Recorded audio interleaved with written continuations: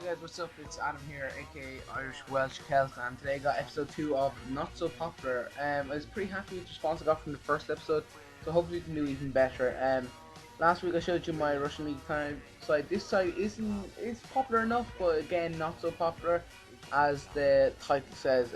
I really enjoy playing with this side, so let's just jump into it. So this side this week is my Dutch squad. Now, here's my final squad that you have, but a lot of the goals I'm going to show you next. I'm going to discuss more players in details then, but a lot of the goals you see won't have some of these players that from the final squad. Obviously I have Frank Rijkaard there as manager because he's Dutch and that helps, and 4-4-2 formation is what I would recommend for this squad, because again you've good attacking midfielders, good central defensive midfielders, good strikers, and then obviously back four and goalie and stuff. So I'm gonna just I'll go into the players in more detail afterwards, but I'm going to just go quickly through who we have. Van der Sar is my goalkeeper. I sometimes play Skettenberg there, 450 coins for him, because there's not much of a muchness between two of them. Depends how you're feeling.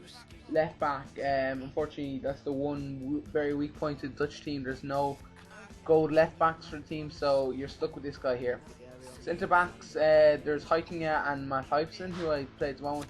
But again, there's also other guys on the bench that you can play instead. Right back, Van der Wiel, he's quite a good player. Two CDMs, there's no real alternatives. These are two quality players. Well, there is an alternative. I have CDM there on the bench. Let me have a look for him. There he is. Plays for AZ Alkmaar. But these are two first starters. So you have Van Bommel and Nigel de Jong's quality players. Attacking midfielders, Van der Vaart and Schneider. Now, like I said, you won't see a lot of Van der Vaart because I only got him towards the end. But I had Schneider up front, or Schneider all along, and he was one of my favourite players through this whole kind of process of doing this team.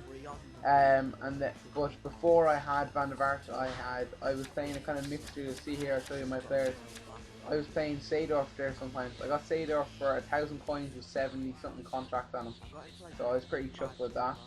But I was playing Seedorf and I was playing this chap here. I'm not even going to attempt to pronounce that guy's name, but he's fast as fuck basically, as is Emmanuelson or whatever his name is.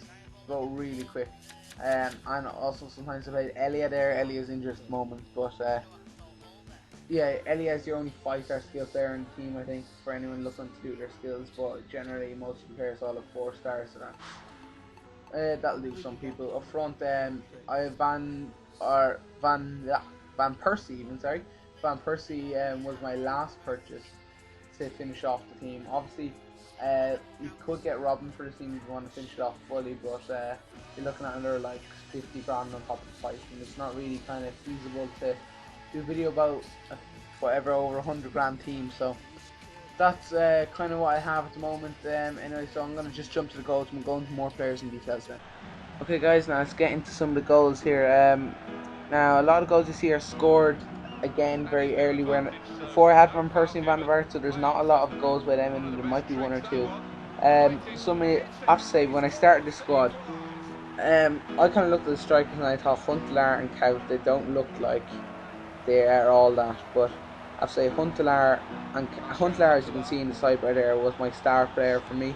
He is an absolute bargain you get for around 600 coins, and he is a player and a half. His finishing, he has a bit of height, so he's always good for the crosses as well. A little tip for you guys actually for crossing, this is probably common knowledge, but you'll see a few of the crosses. Instead of actually crossing like while running down the line, pull back and cross, so your cross is in swinging. The pace you get on them crosses is amazing, and it leads to a lot of good heading opportunities and stuff. But again, with this team, with the goals, it's a lot of kind of pass and move kind of play, which is, frankly, I don't know, might be everyone's cup of tea, but it's what I like pass and move. That's the kind of game I like to play. Through balls and little roulettes here and there. Skill wise, only Elia can do 5-star skills and can do the Rabona. I think you can again post in the comments if that's not entirely true, but free kicks wise, you have Van der Vaart, Van Persie, Schneider, and Elia, who can all take free kicks. I love Schneider for free kicks, brilliant free kick taker.